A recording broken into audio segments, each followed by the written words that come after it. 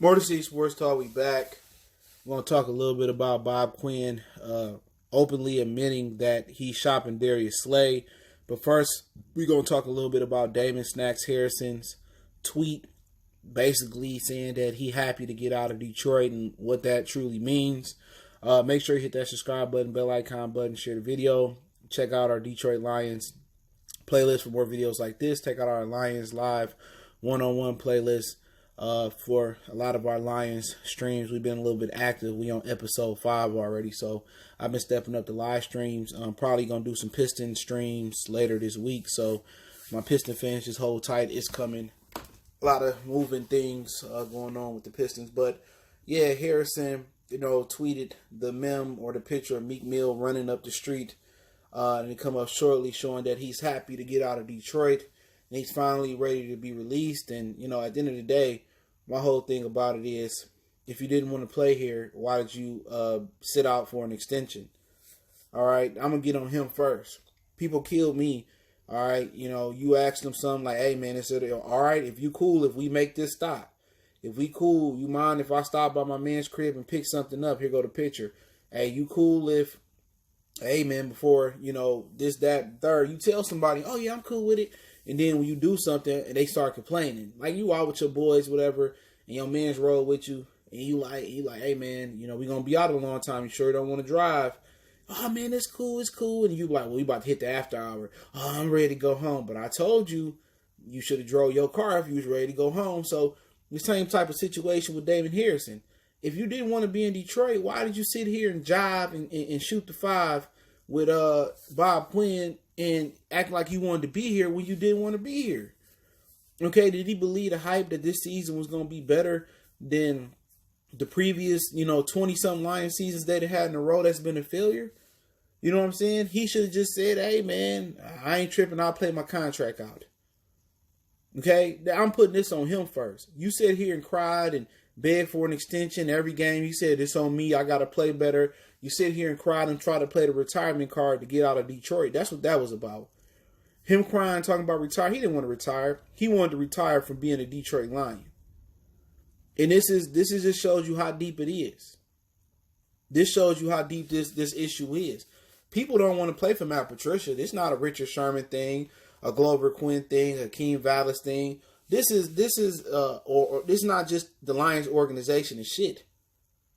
You know what I'm saying? Because at the end of the day, Ndamukong Suh wanted to come back at the right price. Calvin Johnson would have stayed here if we continued to win. Now it's to the point that people don't want to come to Detroit, not because it's Detroit or just because of the Fords. People don't want to come to Detroit and play because of the culture that's being built here. You heard Landon Collins say a couple years before, it was talks about Patricia going to the Giants, and it's funny about it. Pat Sherman, he's from Devon. He went to school in Devon Childs in Dearborn Heights. He's already fired from the Giants. The Giants just say it didn't work, and the Lions holding on to Matt Patricia after 2 seasons. Crazy, right? To show you the Giants have a little bit more IQ than we do.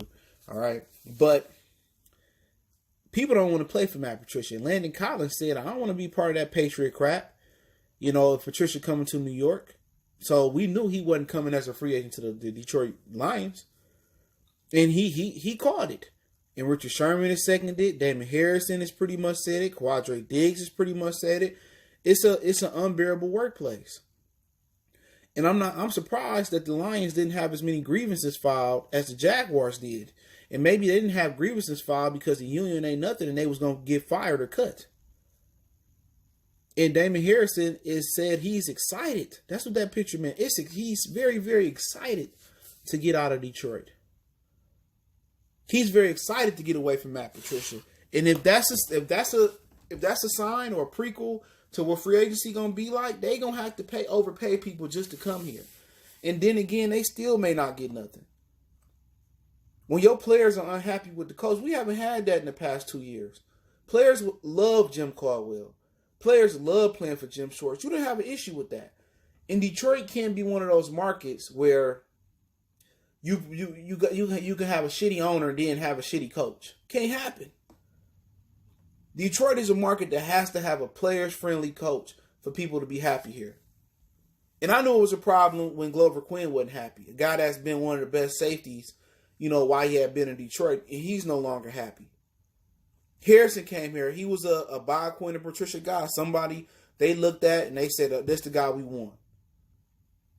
And if you notice the pattern between Bob and Patricia players, the majority of them come from like the Northeast, Giants, Boston College, or New England.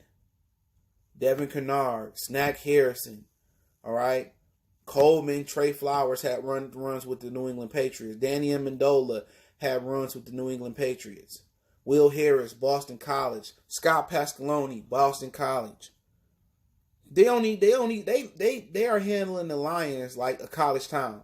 Like they are running the Boston College football program or Massachusetts football program, and they're only recruiting out of one region of the country. Like they don't have an unlimited pipeline, but like I said before, I'm not mad at Snacks. Snacks is just falling in line and stepping on cold. What Hakeem Vallis said, what Billingsley said, what Richard Sherman is saying, what Glover Quinn has said, what everybody pretty much said. Quadre Diggs said. Matt Patricia is making this an unbearable place of employment. All right, so for Snacks, not mad at him. I get it. I feel you. Enjoy your place somewhere else. I don't have no malice for you. Hopefully you find what you're looking for at another place of employment. And let's move on to Darius Slay. Now, Bob Quinn has openly admitted today at the Combine that everything is on the table for Darius Slay, but he is actively shopping Darius Slay. If everything's on the table and a contract extension is there, it's something that you want to do, or something that Darius Slay want to do. Remember, Darius Slay is one of the last Merritt Mayhew and Lewan guys. It's him, Don Malbeck, the long snapper, I think Prater, and I think Matthew Stafford. So it would cut it down to 3 or 4 players. Not sure if there's any other ones left under the Mayhew era. And so Bob Quinn almost has officially turned over the entire roster. And you know my motto about Matthew Stafford, he's being forced to keep Stafford. And that's just my opinion. If he wanted his own coach, I'm pretty sure he wants to pick his own quarterback. But by his draft history, I don't trust him to find somebody better than Matt Stafford. But basically, if you committed to Darius Slay and doing a contract, you had positive talks, then you're really not actively trading him. Just let you know, Darius Slay told his family, his kids, that a trade is highly possible. He may not be in Detroit next year. So at the end of the day, you got rid of your 2 best defensive players, Harrison and Darius Slay. Okay? That's what you're doing. And for Bob Quinn, he should have had drafted Greedy Williams. He should have drafted a respectable replacement. Now people say, well, Amani Rockley, I like him. I think he can play. But right now, is he ready? A guy that only played 1 year in college and a half a season last year, is he ready to step in and replace Darius Slay? No. Can Jeff Okudah come in right away and replace Darius Slay? I doubt it because of the front 7 not being good. He can be respectable, but a cornerback needs good things around him to be successful. It's a dependent position. So he's admitted that he's actively shopping Darius Slay. Like I said, he ain't a Patriot guy. He not a Slay guy. He not a Patricia guy. When they got rid of Quadre after giving him an extension, you should have known Darius Slay was next. Him and Quadre were leaders in the locker room, and it just seemed like Matt Patricia wants to be the dictator. He wants to be the coach. He wants to be the captain. He wants this to be about him. And like I said before, writing's on the wall. They should have fired Bob Quinn and Matt Patricia if it's got that bad. If it's that much turmoil, is that much decay in the locker room, and then Matt Patricia has made this a place of employment that people can't bear to stay in, Martha should have fired them. All right, you fired Bob for bringing him in. And, with the Darius Slay situation, it's damn if you do, damn if you don't. If they take Jeff Okudah, is the defense any better? No. You know what I'm saying? You build the defense from the front end to the back. I don't care what the Patriot way say. That's only worked in New England. You know what I'm saying? You look how San Francisco built. They built it up front. Armstead. All right. DeForest Buckner. Nick Bosa. You know what I'm saying? And everybody else. Who else you have out there that's made it deep? Kansas City. From not D4, Frank Clark and Chris Jones and Reggie Ragland and some of the dudes they got up front. Their strength was up front. All right, Minnesota, how they built, their strength is built up front. Everson Griffin and Danielle Hunter and Eric Kendricks is built up front. How was Green Bay able to make it far they did this year? The Smith, Preston Smith is Darius Smith. They built strong up front.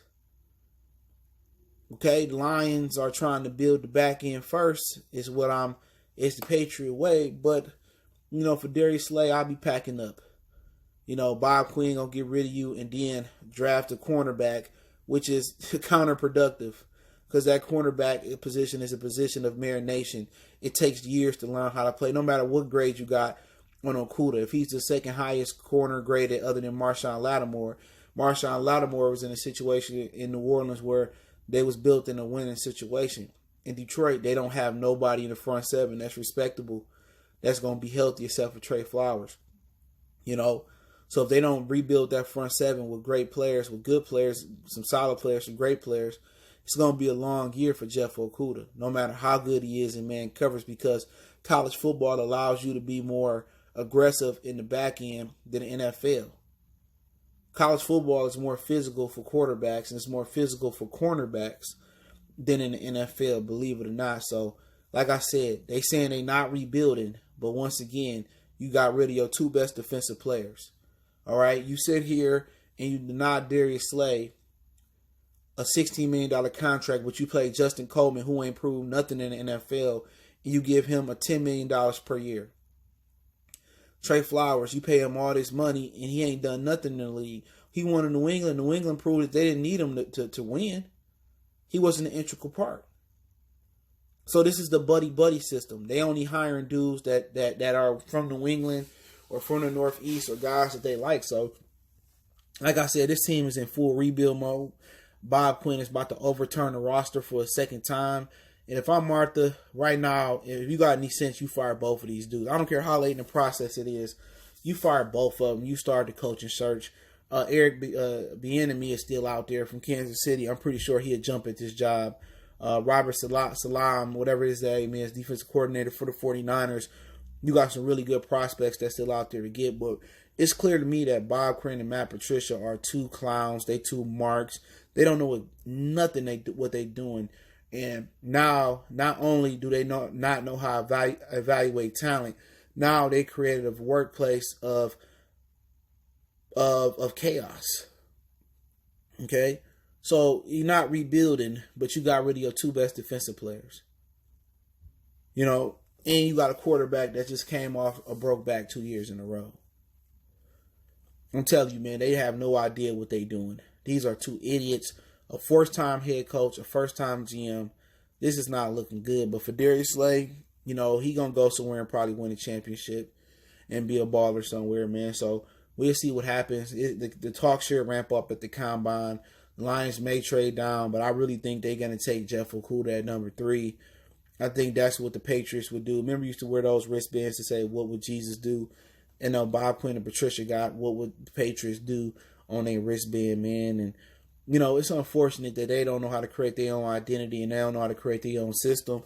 But like I said, you could take whatever you want to take off the Patriot car.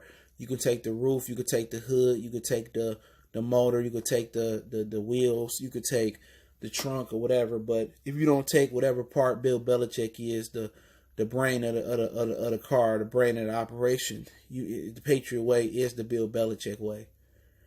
You can take a cherry off the tree. If you can't take the whole tree to wherever you're going, if you can't get Bill Belichick, you can't get the Don Dada, then it's just not going to work. Bob Quinn is an idiot. Matt Patricia is an idiot.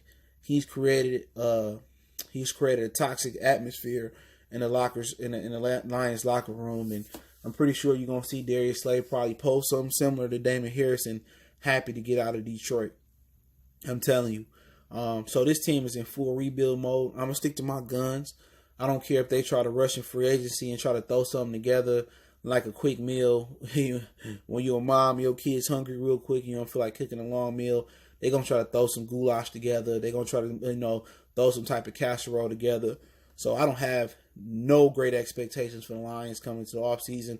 Not because I don't love the team, it's because I don't love who's running the team, and they complete idiots, in my opinion. But let me know what you guys think about the situation. I'll link some articles in the description. Don't forget me on Facebook, Instagram, Twitter. You can reach out to the email if you have a business question, inquiry, sponsorship, a video request. Like I said, email and Twitter is the quickest way to get in contact. If you got a video request, a question, a business inquiry, sponsorship, or you just want to shoot the shit, hit me up on there. Other than that, let me know what you guys think about Harrison and what y'all think about Darius Slay. Don't forget, you can check my other channel out, Goodfellas Sports TV, for more sports, music, news, entertainment. Check us out right here on YouTube, Goodfellas Sports TV. One time for the one time. It's your boy CJ Goodfellas, Motor City Sports Talk. We gone.